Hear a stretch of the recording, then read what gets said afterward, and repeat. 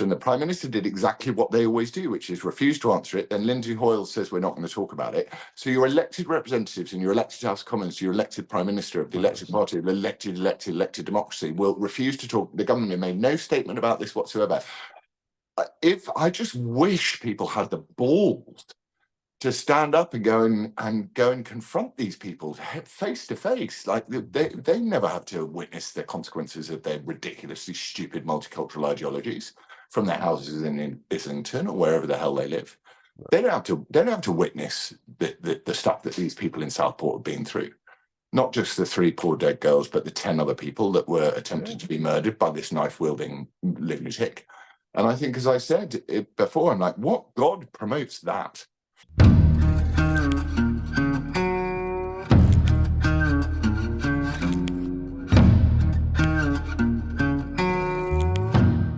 And welcome to another episode of Fox and Father with me, the Fox, and him, the Father.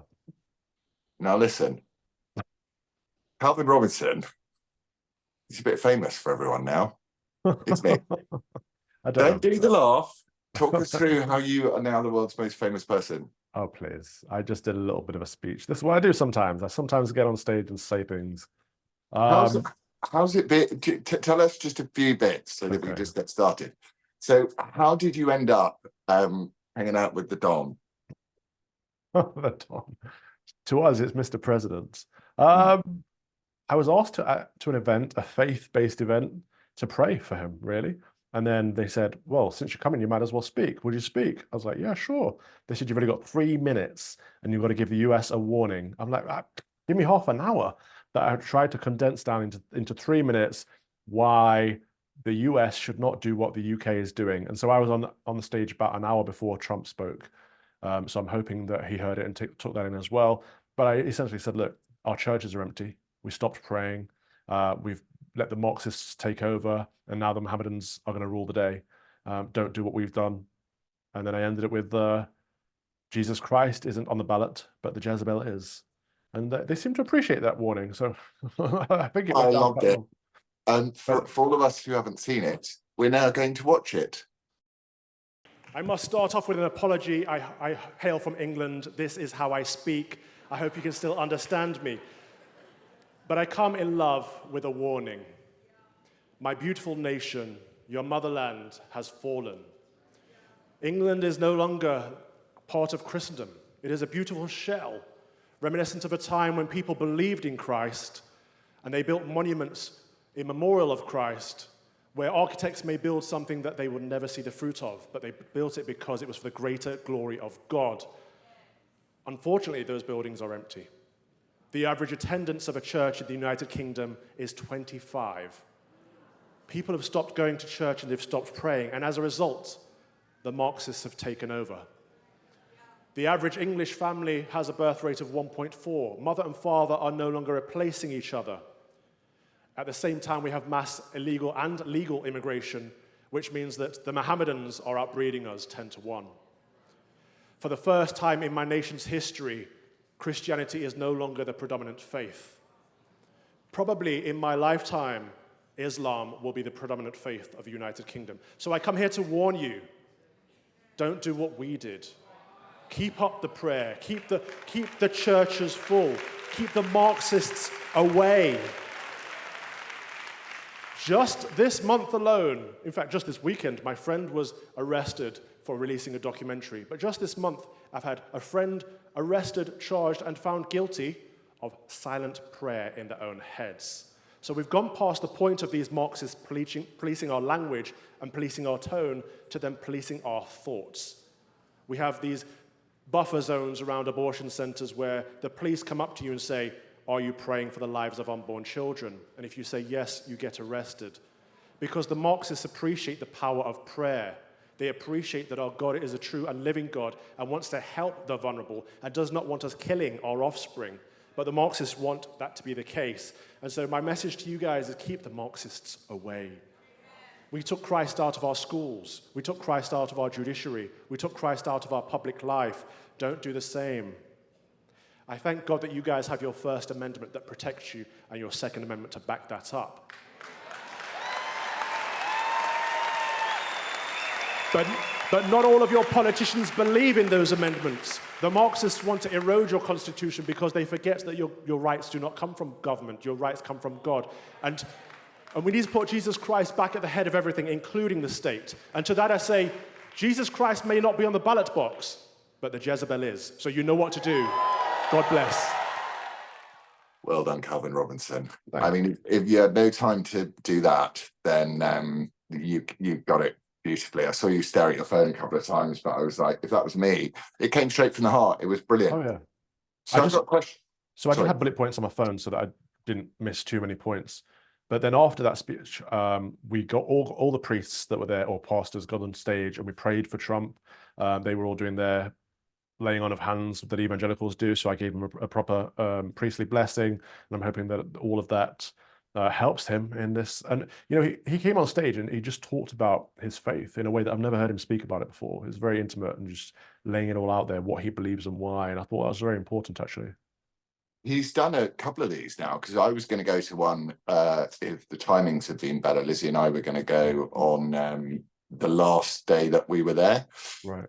to one, I think, in Georgia or Tennessee, I can't remember, but we were going to go to one with Larry. So I'm glad that you got there. But for our viewers, and you know, mainly for the let me just put my I need to put my thing on do not disturb, otherwise we're going to get pinged throughout.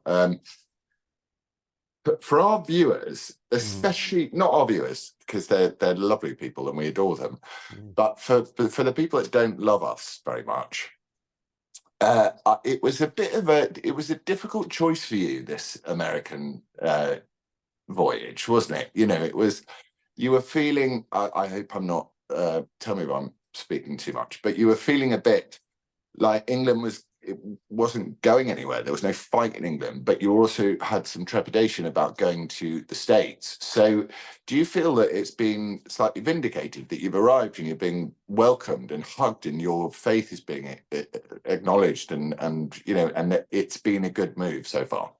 Yeah, it's always difficult to leave friends and family behind and essentially start a new life in a foreign land. Of course, it's always difficult, but it's been a good reminder to always trust in God's plan.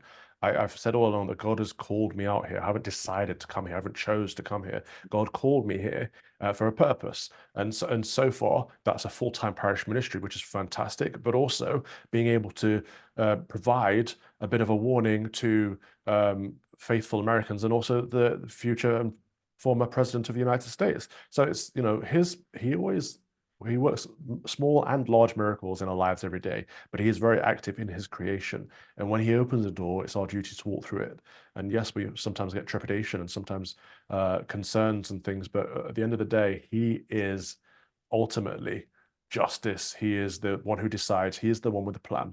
And we are just the people that should be faithful to him.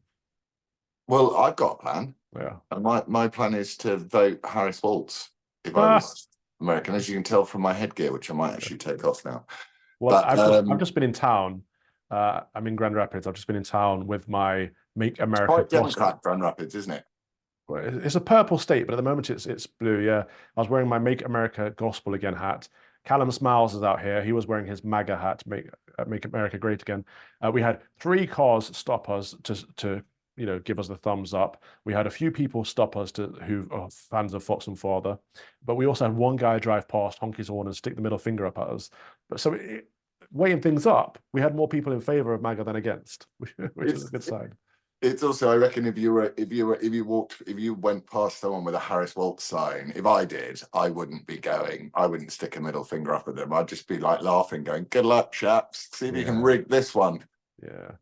And it's quite cowardly sticking your finger up as you drive past. It's like, stop, have a word, let's have a conversation. You know. But I know. Whenever people threaten me, which is rarely in the street, well, they're certainly very rarely now that I don't ever spend time in Londonistan. But whenever people did threaten me, they would always threaten me from as they were 4.5 feet down the road. Oh no, what have you just performed the miracle of disappearing? I know. The door was locked and someone's bringing me a cup of tea. I didn't get tea, babe. Thank you. I don't like tea. It's only smiley, Callum Smiles. Whatever. Smiles, get in. Where the bloody hell have you been? How are you?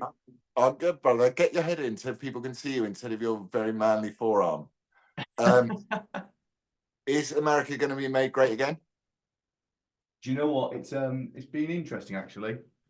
So I can hear him. We can gone hear him. through New York, Philly, DC, now Michigan. I'm seeing some people, they're pro Kamala, quite a few Kamala, pro please. Trump, Kamala, but Kamala.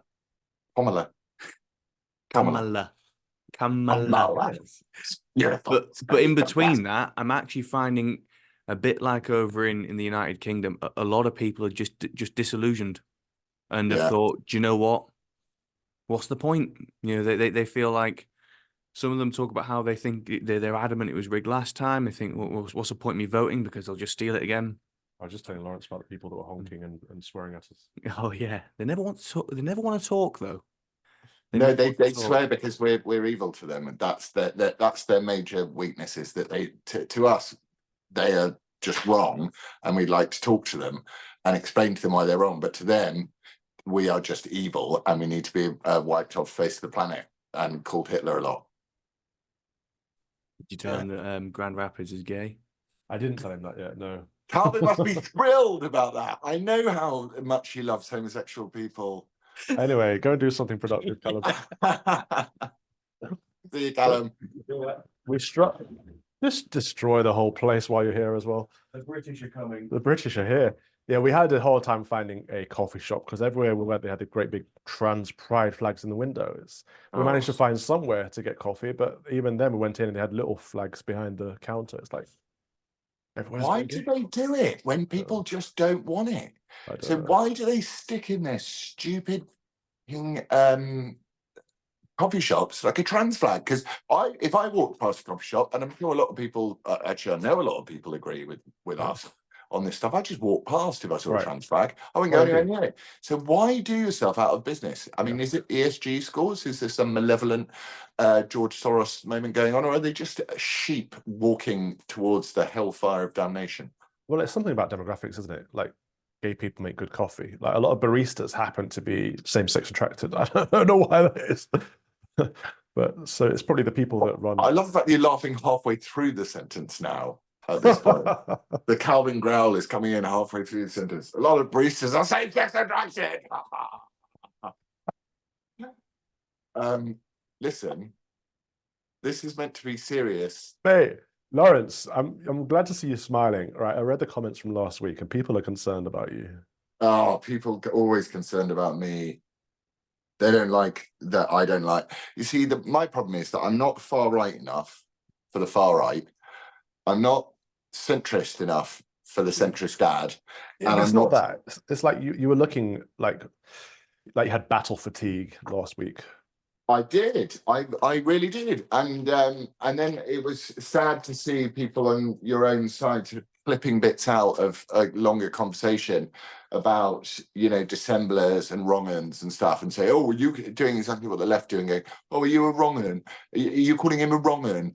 And all of that. And I just find it like the thing I think about this sort of thing that we do is no one's ever going to give you a pat on the back for it. No. You're never going to make everybody happy by the decisions you make, and therefore you're just it's kind of going to be difficult anyway. But I completely understand why everyone was a bit fraught last week. But as I said to you, you know, I just wanted to know, because I'm now that Tommy's gone, I'm now up the list of people that they want to do harm to in this country. So I need to know who I'm walking on stage with. That was the point I was trying to make. We're all wrong-uns was also the point I was trying to make, because we're all wrong-uns in the eyes of the people that, as we just spoke with Callum. But yeah, I ignore those comments. I find it sad that there is, on our side of the argument, there's just this sort of vainglorious desire to sort of lead the charge, and it's like some people just do it and get beaten up and end up in jail, like Tommy, and some people just try and get on with it and try and be collegiate. And anyway, the less said about it, the better. I don't really mind. I was but the point I was getting to is none of that politics stuff. Just, are you okay? Yeah, I'm good. I mean, I spoke too much, but other than that. So when are you coming back over to a large degree? We will come over. I don't know. We'll work it out. But we know we're going to come over and see you first. We've been looking around wedding venues today. Oh yeah. Have you? Yeah. I thought you'd already selected one. Is this for the reception? Well, we no, yeah, we're sort of there, but yeah, we've been doing that anyway. Have you been going to church on Sunday? There's no one in the local church, but we just found a church where there is someone in. Okay. So yeah, we should go to church on Sunday, and you can pray for my soul. Yeah, we should. I find it sort of odd going to church, and because I think Justin Welby is like a devil worshipper, so I therefore think if I go in any church, unless I know who's going to do the service and I've got to know them, or unless someone's recommended and gone, oh, this person's really sound, I find it difficult, if I'm honest. But maybe that'll change. Maybe I will go at some point. Yeah, we do have to be a little bit careful not to fall into a heresy called donatism, where we think we have to find like a perfect priest. I know that's not what you're saying, but it's even a lukewarm priest is better than no priest. Even as long as you're with other Christians. What about a same-sex attraction relationship? It's great in if God's eyes, priest. They're outright heresy. Who's the guy that's in charge of the Church of England? I know. I wouldn't go to the church myself. So then, I don't know. I'm, it's fine. Also, I grew up in a family whereby churches were, we sort of didn't like churches for some reason, and my parents were not churchgoers, but they were God talkers a lot of the time. And you spent time around my dad. You know what he's like. He's very somber when it comes to these sorts of things. So we'll see. But the all right thing is about, no, I'm not. I can't. I find it absolutely abominable that we sit in this country and we're watching what they've just done to us again. And I know that there's, my thing about those marches is sort of like the COVID thing. Amazing when it's, because it makes you feel that you're connected to people. And you're all going together. We do not trust you. We do not believe in your bullshit COVID rubbish. And these marches are the same, which is like, I want to feel what it is to be British again and to come across British people. But what does that lead to? Which has always been my thing on this. And then to see what they did with Axel Radicabuna or whatever his name is, that lovely kid from a little Welsh town, Axel. I just go, I don't know why people aren't just beyond outrage at this juncture. Yeah, I know. I'm surprised that the protests haven't taken back up. They started over the murdering of those 3 innocent girls by this Axel chap, and then the media tried to cover it up and wouldn't release any information about it. The media, the police, the government, they all knew that this was a potential terrorist incident. They all knew that he was reading Al-Qaeda material and trying to create chemical weapons. They knew this, and they lied to us. They gaslit us, saying things like, "Oh, it's he was in the choir, Christian choir as a child, showing us pictures of him as a young kid and stuff, trying to paint him as the victim, as they do. It's disgusting." But people were out rioting, but they fell for the trap of the far right thugs have been cancelled now. And now the news has come up. What's happened about it? Oh, nothing. Well, it turns out that stamping your foot on everyone's neck works. So Keir Starmer putting all these people in jail. I was like, why are we not organising a march to surround Parliament like the Palestinian mob did? And, affect the way that they change it until you ask 2 parliamentary questions. One was, at what point was the Prime Minister aware of the terrorist links to this attack? Because if he was aware of it before these people were charged, he belongs in jail. That bastard. Sorry, he does. That is treasonous. He belongs in jail. And the second point is, the second question I'd ask the Prime Minister is, when are you releasing all these political prisoners that you've locked up and replacing them with the rapists and pedos that you don't seem to mind? We've got a degenerate society. Sorry, I knew I'd go like this, but it's a degenerate society that lets paedophiles off and puts people in who absolutely do not want their country to be robbed, raped, and pillaged by a bunch of invading, marauding Mohammedans. Absolutely. Flip that bit out next time, guys. Once again, we're all Peter Lynch, and freeing these paedophiles and rapists and murders and putting in patriots is disgusting. But again, what's being done about it? Nothing. No one will do anything about it. What are Reform MPs asking about it? What's Andrew Bridgen asking about it? Like, what are the people, the MPs on our side, doing about it? Well, Andrew Bridgen's irrelevant now because he got 1,600 votes and no one cares about Andrew Bridgen anymore, despite all the efforts to try and help him out. The Reform MPs Ty stood up to try and in PMQs to try and carefully word a question for the Prime Minister, and the Prime Minister did exactly what they always do, which is refuse to answer it. Then Lindsay Hoyle says we're not going to talk about it. So your elected representatives and your elected House of Commons, your elected Prime Minister of the elected party, of the elected democracy, will refuse to talk. The government made no statement about this whatsoever. If I just wish people had the balls to stand up and go and confront these people face to face. Like they never have to witness the consequences of their ridiculously stupid multicultural ideologies from their houses in Islington or wherever the hell they live. They don't have to witness the stuff that these people in Southport have been through. Not just the 3 poor dead girls, but the 10 other people that were attempted to be murdered by this knife-wielding lunatic. And I think, as I said before, I'm like, what God promotes that? What God? Show me this vile supremacist God. And then there was an interesting thing from Jonathan Wong. I want to know your thoughts on this because I just want to stop ranting and listen to you speaking for a bit. But my thing was like, the reason why there's no moderate Muslims who come out after every single one of these atrocities is because it says you're allowed to do it in the Quran. In fact, it says, well done, and you should do it in the Quran. So the moderate Muslim doesn't want to come out and say anything about it because they know that will draw the ire of the actual Muslim. And then Jonathan Wong corrected me to say that actually they're just not practicing Muslims. So they're not Muslims at all. Yeah, Jonathan Wong's good on this stuff. He's right. I was speaking to him yesterday, actually.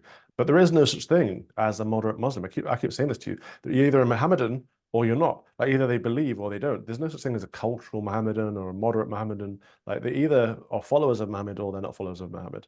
And so we've got to, because this is one thing the left has been doing for a long time, and the right have joined them in saying, well, actually, it's not the Mohammedans, it's the Islamists, it's the extremists. No, it's an extremist ideology. It is all abhorrent, it's all wrong, it's all evil, it's wicked. It does support and encourage the rape and pillage and murder of people that are not Mohammedans. And that's wrong. We've all got to be able to say that's wrong. So what do we do about it? We kick it out. We say there's no place for Mohammedanism in Western society, in Christendom. There's no place for it. And people will say, well, what about freedom of religion? Yes, there is freedom of religion, absolutely. You have freedom to worship however you choose or not choose, but evil is still banned. People who say freedom of religion, what about that? Well, what about Satanism? People who believe in Satan and followers of Satan, should that be allowed? No, because it's evil. It's wrong, right? What about? But I think it is allowed, isn't it? I mean, would we want to go down that road? Yes, absolutely. Yeah. So you want to go down that road of going, right? If something is outright evil, it should be banned and the scourge should be removed. Absolutely. So then what about Justin Welby? Is he evil? I don't know if he's evil, but I don't agree with what he's saying. I think he's fallen off the right path and he's on the wrong path now, and it's unfortunate because he's leading souls in the incorrect direction. So what? Because I've been, well, I mean, what would you say about they're about to build a huge mosque in Trocadero? What used to be no mosques, not a single mosque. I'd like to get rid of the mosques that are already in the United Kingdom, but I would say no more mosques ever again. We cannot allow them to build their temples of well, I won't go into what they are, but just none of them, please. If people want to worship God, great. If they don't want to worship God, that's a shame. But we will have no demon worship in the United Kingdom.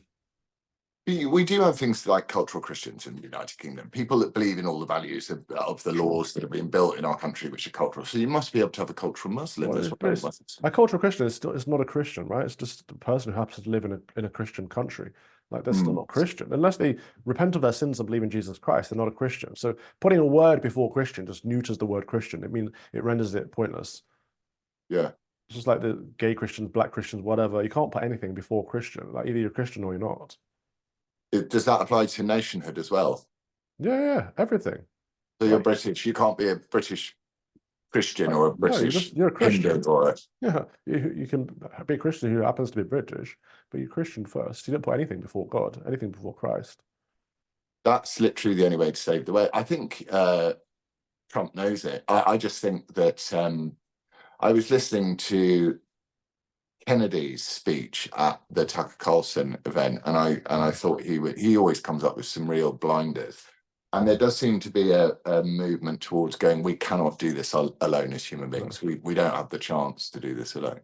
And we're all looking at America now. This really is it. It's a case of, if in this election the commies win, the Marxists win, then that's it. Marxism has won the West, and there's no way to take it back. If, however, the Marxists lose, then we have a fighting chance. And it's not about Trump being perfect or the chosen one. It's just about, he is the least worst option, and he is what we have right now. And actually, God works with lots of fallen individuals to do good things. And so we've got to get past the puritanical thinking that a lot of people have when they're like, oh, how can you vote for him? It's like, well, you'll know better. And people want to have some measure that's unrealistic.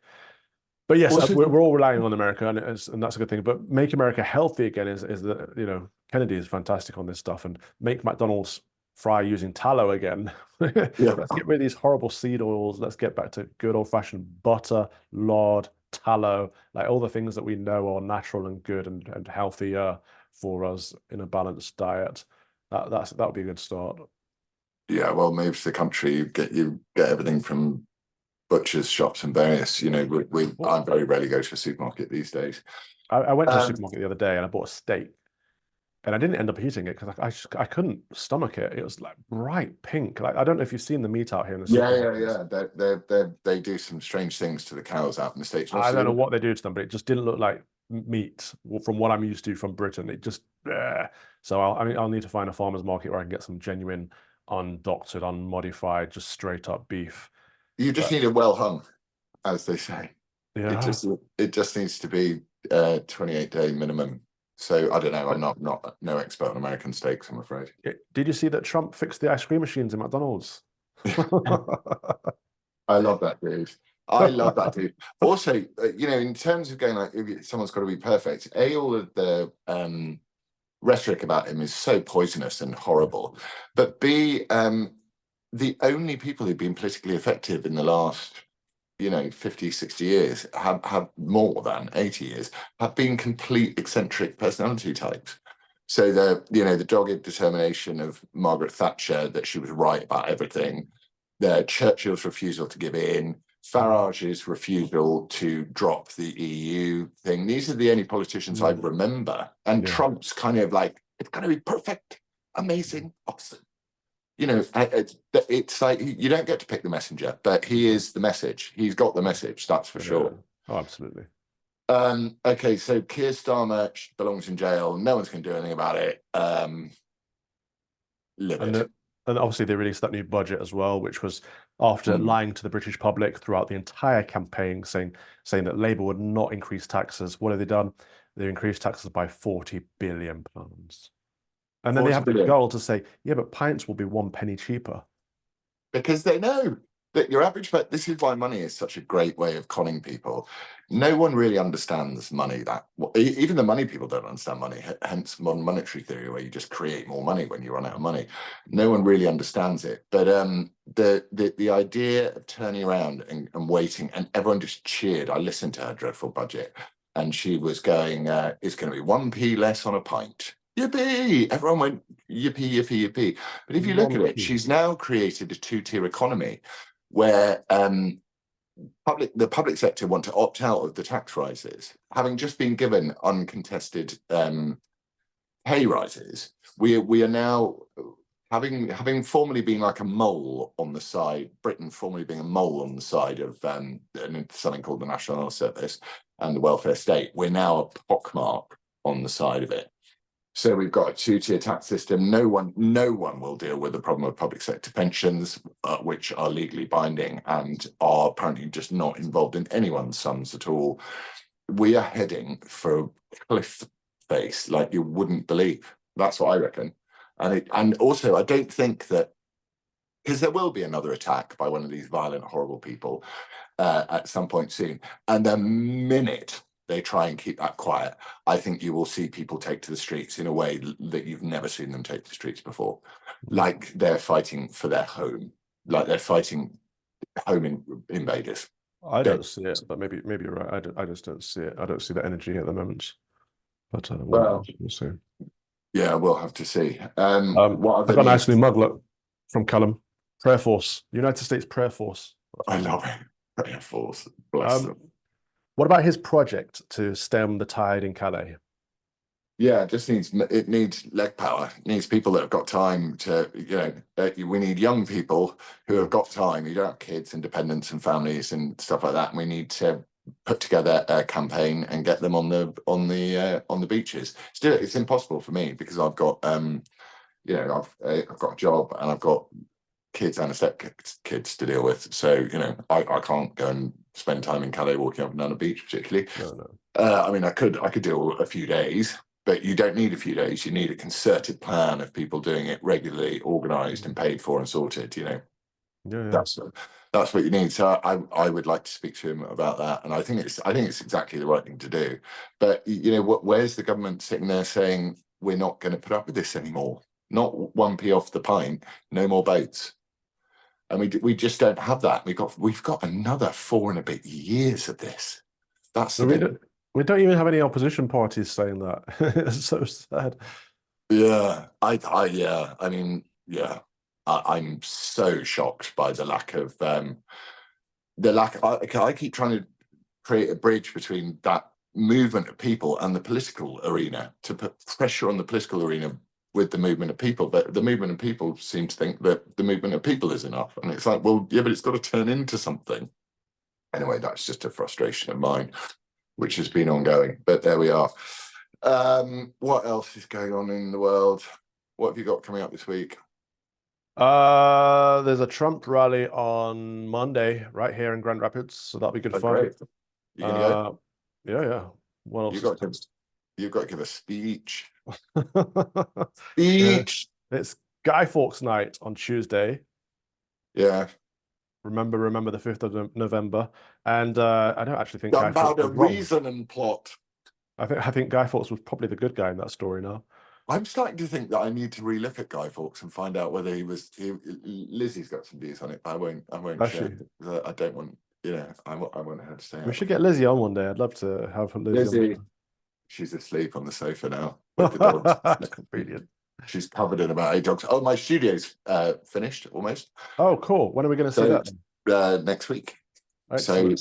So it will be, I'm going to start doing, so I've got some ideas of what I want to do in there, and nice. It's been beautifully done. So it's good to go. So yeah, I've got this around me is our sort of family area. So I have to, it's not the easiest place to record in, but so I'll have a good. You're taking up Bo's TV time right now. I am. I'm always taking up Bo's TV time. So that's me. And then, yeah, we looked around. Some many venues, going to go and speak to another guy in a minute about a field on a hill overlooking the sea. And then and the weekend will be spent putting up pictures and stacking wood. Got a big wood delivery. And just trying to keep it country in it. Nice. Make England the countryside again. My Chesterfields are coming this morning, so my studio is coming together a little bit as well. That'll be nice for next week. Well, I've got the camera guys coming down on Monday or Tuesday, so I can tell you what I've got left over as well. Wonderful. So it'll all come good. But I know you've got a busy day, so I'm going to let you run. But I just wanted us to forward. But do you know what is reached record highs? No. What? No, tell me. Gold. How's it? Play it. Now, as we come to the end of the show, I did promise you that we had a new sponsor. Yes.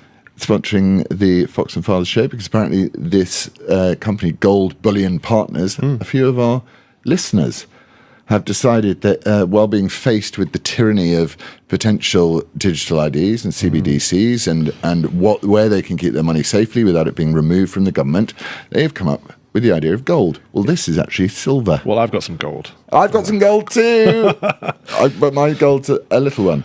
Well, so the problem is your money isn't yours if it's in the bank, and you can't rely on it. You can't trust the banks. So we've got to invest in assets. No capital gains tax. That's interesting. No capital gains tax. I've got a lot of friends who are buying gold and silver, actually. Yeah. non-traceable. I'm buying silver because gold's a bit up there for me at the moment. I could probably get one of these, but this is legal tender.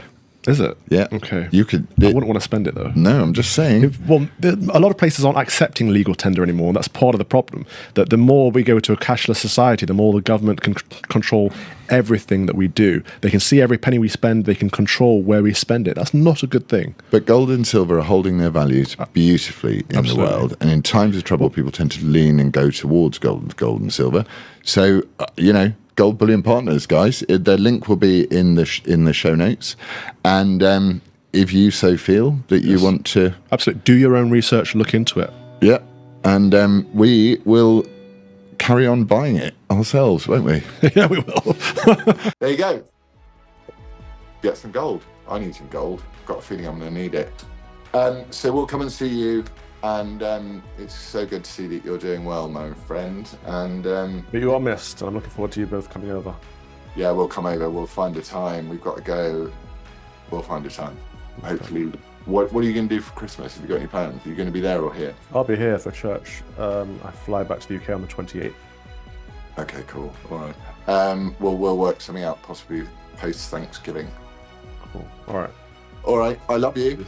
You too, brother. And bye, Lizzie. Bye, Lizzie. She's waving. All right. Lots of love. Yeah. All right.